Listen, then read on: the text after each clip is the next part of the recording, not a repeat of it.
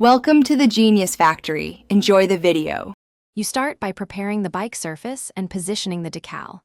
Clean the panel thoroughly with isopropyl alcohol so the adhesive bonds.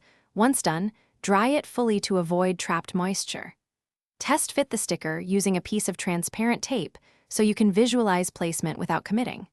Make small, removable alignment marks with low-tack tape or a grease pencil. This keeps everything straight when you peel the backing. These steps prevent bubbles and misalignment later, saving time and corrections.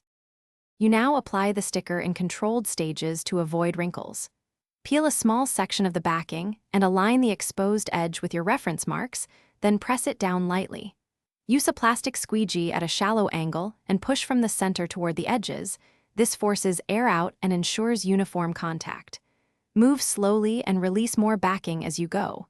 If a small air trap appears, lift the nearest edge slightly and re-squeegee.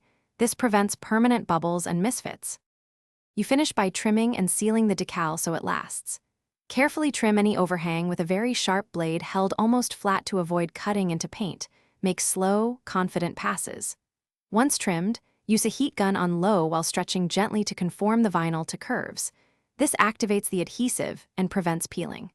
If a stubborn bubble remains, make a microscopic pinhole with a pin, then squeegee the air toward the hole to evacuate it. This fixes defects without redoing the whole job. Thanks for watching. If you found this helpful, don't forget to like and subscribe.